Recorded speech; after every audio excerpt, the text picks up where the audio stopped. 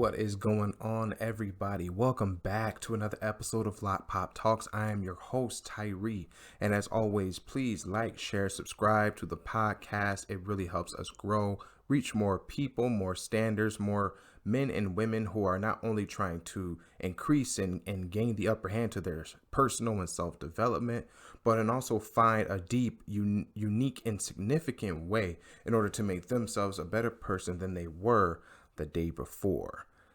Again, I want to thank you all for being here, for taking the time to listen to what it is that I have to say, and shout out to the new subscribers and old subscribers. You guys have, as always, kept me real humble and appreciative to the opportunity that God has given me, which is to share my information to marriage restoration and what I personally went through, and to be able to help those who may have questions, concerns, or comments on getting to where they need to be in order to have restoration in their lives as well. So I don't know if you guys have heard the last couple episodes I've had. Most of my podcasts are kind of like set off of the blog posts that I write. So they sound, a little bit more clear, a little bit more crisp. However, tonight we're going to go off the cuff a little bit because I have a lot of topics on my mind, a lot of great topics that I will get to in due time. However, today I just kind of wanted to share a little bit more without referring to a blog post or anything like that. And you guys let me know, what do you think? I'm going to be critiquing myself afterwards, but you let me know what you think, with a blog post, without a blog post. Obviously I'll do both. It doesn't really matter. And the goal of it really is, like I said, to critique myself and to try to get a better understanding to my workflow and my upload schedule, like what really works best for me, what really works best for the channel, what works best for the podcast, and how we can get a little bit more practice, how I can get a little bit more practice with delivering my speech and my content to you, the listener. So I had a great weekend. I had a couple coaching calls, but one specifically came to me. That it came to me that I felt like some of the information from the coaching call needed to be shared here on the podcast. And this is something that a lot of women and men, and I'm going to explain the two different groups as to why I add men and women to these groups, are dealing with a prodigal spouse that wants a divorce, okay, or may have been in a divorce and making things a little bit more difficult than they should be. But most of these men and women who fit into these two categories are always upset, a little bit frustrated, and just downright confused to the point of giving up on their marriages. They want to give up on standing for their spouses, whether it be in a divorce or in a separation. These two groups are ready to give up, and whether they decide to give up or not kind of depends on the decisions that they make and the different perspectives that they take from me when I have these coaching calls with them. And the first group I want to talk about is one for the men. This group of the men is, I'm going to call the daddy types. For the daddy types out here, you guys are in a relationship with a woman or partner, whatever the case may be, who has a real hard time making decisions in their life. They're real hard at deciding what they're going to stand for, what they're not going to stand for, what would they do to be a people pleaser, what they're not going to do. And sometimes those spouses seem to bring the daddy types all their issues and all their problems, and they just expect daddy to fix it. Well, if you're a daddy type husband, daddy type spouse, you've got a couple things working for you and a couple things working against you. The first thing that's working for you is you care enough. All right. You care enough. So that's the first step. And in a marriage, caring is important. You have to have those things. If you're not willing to care for your spouse, then chances are you will not be married very long. Number two is that you have the resources. You have the resources to take care of whatever the issue may be. You have the vocabulary, the education, the insight, the passion in order to take care of what it is that you're being requested for, whether your wife or your partner, even your children. They ask you for whatever it is that they need, and you jump to it and you'll go get it. You jump to it and you go get it. And if you, the daddy type, does not have it, then you're willing to put in the work or put in the creativity, whatever it takes to get that said thing, whatever it is that you need to do to solve the problem, because you are a daddy type provider. What's working against the daddy type providers? There's one real big thing that's working against the daddy type providers, and it's a double-edged sword. It's because you're protecting. You're overprotective. You're like helicopter dad. There is too much that your prodigal spouse needs to do on their own that you will not allow them to do because you're trying to protect them for something. Now, that is very valiant. It's very powerful. It's very, it can be loving in a sense. However, you are making them skip out on the best part about being an adult, and that's making their own choices. That's why a prodigal spouse, when they decide they want a divorce, they will go through it. They will burst through that door like it ain't no thing. They'll do things that hurt the children. They'll do things that hurt you. They will do things that will hurt everybody else. And if you even try to call them out on it, all they're going to say is they did it to get away from you. They did it to get away from your control. They say they did it to get away from you smothering them. The only people that feel smothered, who are always saying that they feel smothered, is a brat. I'm sorry, but that's what it is. A brat says that you're being smothered. Now, is it possible to smother someone who's not a brat? Yes. However, the first one to speak up is the brat, because as soon as they don't get what they want, guess who the enemy is? The dad. Daddy type men, husbands out there, protectors and providers. You have one thing working against you, and that's your overprotectiveness. There is a way to guide that overprotectiveness and temper it into something that is manageable, non-suffocating, and can release you from being frustrated during your own stand, regardless of what it is that your spouse is talking about, what they want to do to you, what they're trying to do in the relationship, what just doesn't make any sense. Beating that type or tempering it in some kind of way will benefit you in the long run. Ladies, I have not forgotten about you. This is one that you guys, that ladies, I hear it. I don't necessarily see it all the time, but it is a thing. It's still a thing here in 2019. As of recording this podcast, this is a big thing that a lot of women, either on Instagram, YouTube, Facebook, wherever you are, this is a big thing that I hear what you guys are going through. And this is pretty generalized, but I do understand that there are groups of women who do not fall under this category. And this category is the mama types. That's right. We have the daddy types and we got the mama types. Now, do either one of these groups want to exist? Absolutely not. In fact, if you called them who they were, you would not get a favorable response. However, the mama types, the ones they suffer the same fate as the daddy types out here. They want to protect, they want to provide, they want to do this, they want to do that. They can be smothering, they can be they can be overprotective, they can be helicopter moms, they can be man, what's a good word that I'm looking for? Man, it's crazy. Well, I'm gonna have to skip it. I'll come back to it. But anyway, the overprotective moms always have to, they feel like, or feel that, or feel like they're being manipulated, and they feel like they're being taken advantage of. And I want you to know that if you are feeling that way, 90% of the time, it's because you are being manipulated and you are being taken advantage of. That's what moms are. No matter what denomination or racial background you are as a mother, mothers have innate skills and abilities, and that is to take care of their young the best way they know how, whether it be as tender, loving as they can, or to be fiercely loving as they can. That's something that most women go through. And because of that, the man that you're married to has not stepped into or been allowed to step into the role of being a man. He's a grown boy that you allow to stay in your life. And because he needs things from you, or things that only you can provide, because he is a loving husband, because you don't want to hurt his feelings, you have yet to stand your own ground and you bend to his will. Now, I've heard all about submission and obeying to your husband, as it is said in the Bible, as they say in marriage vows and all that. But submission is really something that can be earned. Okay, even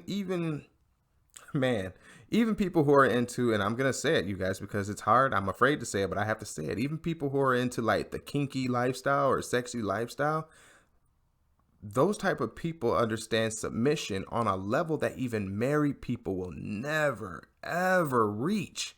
And that is earning someone's submission through trust.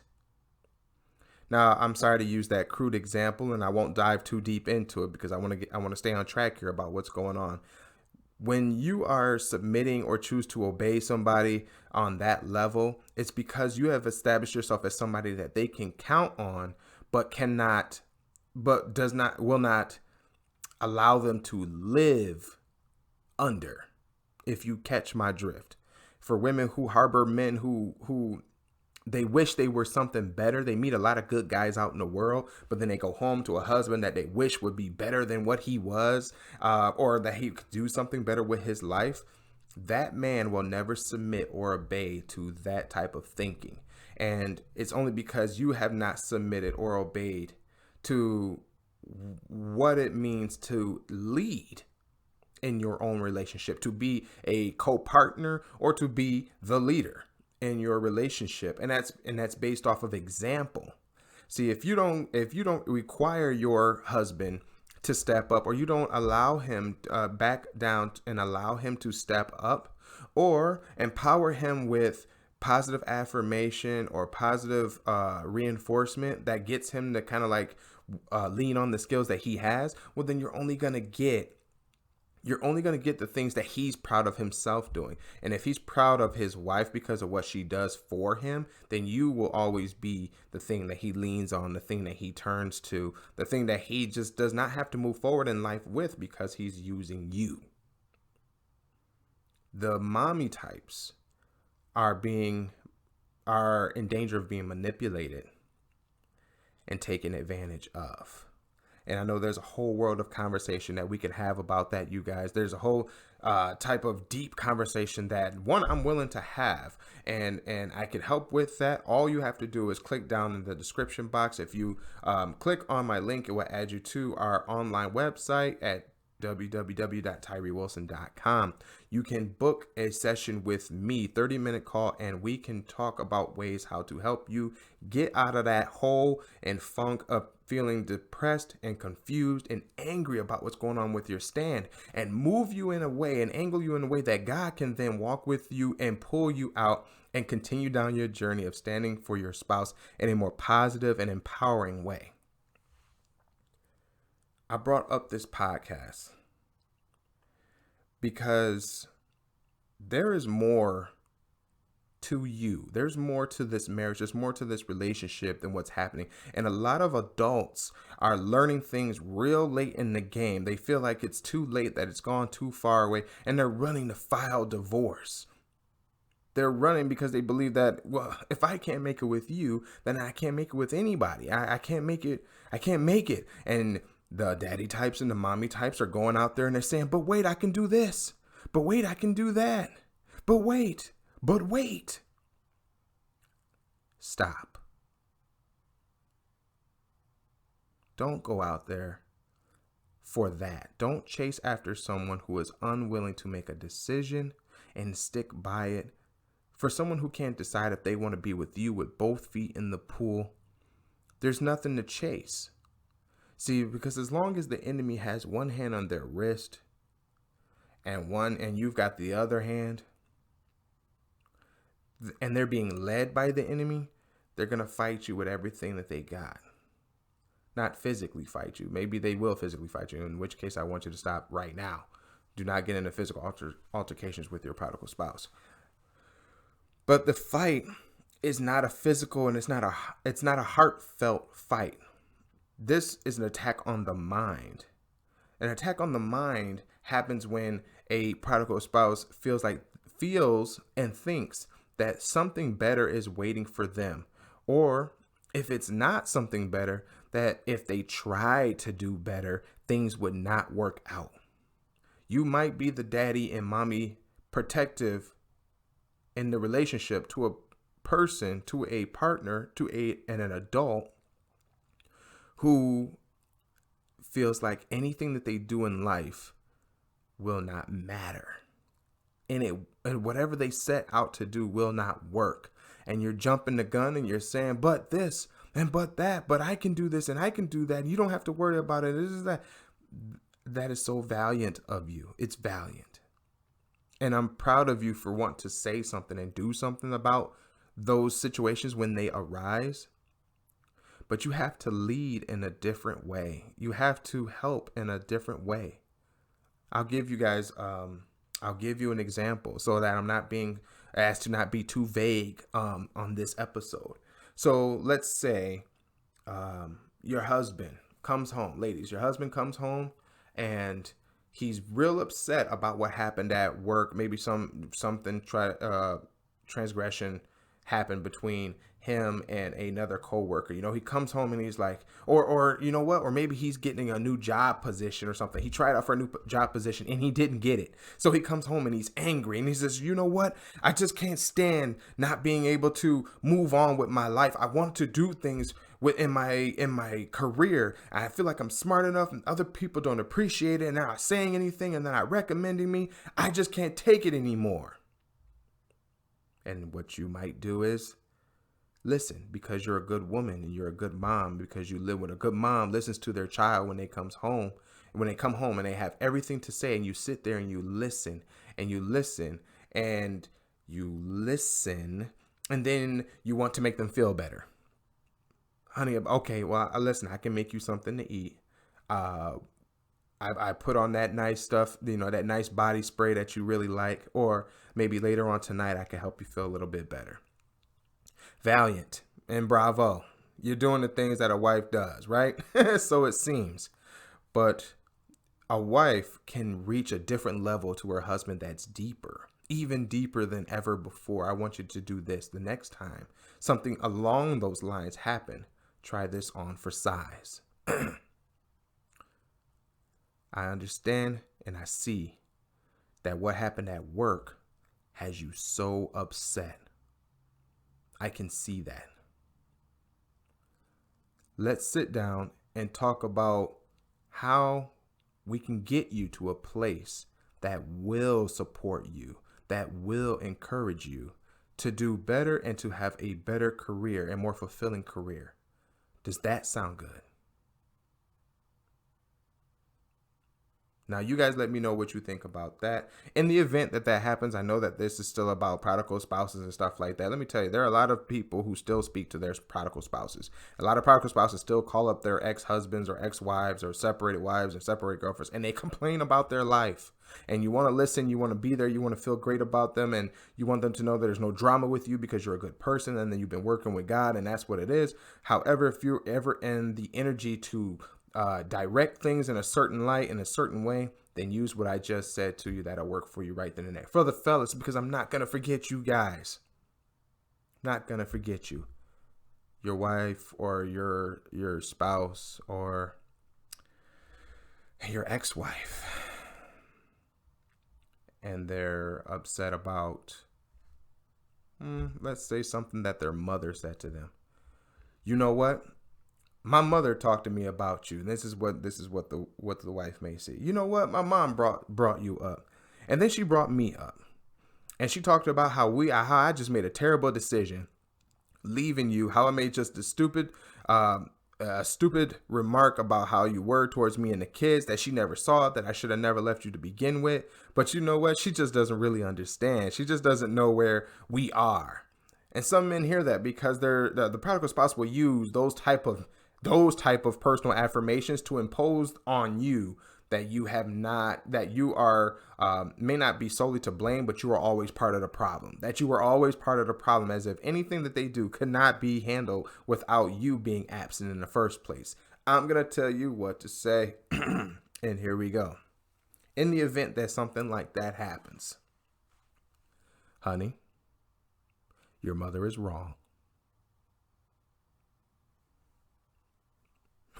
I'm telling you, that's what it was.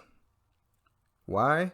Because when an interaction happens between a family member and your spouse, what they're doing is imposing what they've gone through, and maybe even a generational curse that they've had to put up with all their life.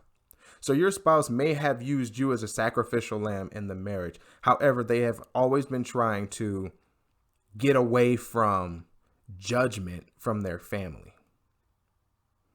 And they have rebelled. A divorce can happen because of rebellion, and it's sad that that happens. And I feel like that's an infliction of the enemy. a divorce happening out of rebellion. I talked about that in my last podcast, or the spirit of that. If you guys, listen to it, where, no, not the last one. I think it was like 2 podcasts ago. And I was talking about how my wife got into an argument with her mother, and how she came upstairs and just word vomited all over the room when she was talking to me about her mom. And at the end of the conversation, I asked her a deep question, and her response was, "I'm not a child." And that right there set the tone for me to continue to stand for my marriage, because I was able to get to a point, or have my wife lead me to a point, where she was open enough to say something like that, to finally get her frustrations out. You can't do that for them when you're a helicopter parent. You can't do that as a helicopter spouse. When you're a daddy and mommy type, all you do is you're jumping and you're trying to solve the problem, jumping to solve the problem, jumping to solve the problem, except understanding that your spouse was never a child. They're not children. And if they are behaving like one, then they have to come out of that themselves. And if they won't come out of it themselves, then you treat them with kid gloves until they do. You do not have to answer every problem, every beck and call that they have. They need to start making a decision. They need to stand up for themselves too, or they will ruin your life and your stand and their own lives because of their rebellion and because of their procrastination, and and because of their lack of self-respect. If they don't work on themselves, you can pray until the cows come home. They're not ready for you. Now they're not ready for you. So that's going to do it for today's episode, you guys. If you so can, and please share, like, subscribe to the podcast. Don't forget to click the links down in the description. I'm also going to leave my booking information, how you can book with me for a 30-minute relentless session, so we can get on the phone, get in touch, and learn from one another. Until next time, you guys, God bless.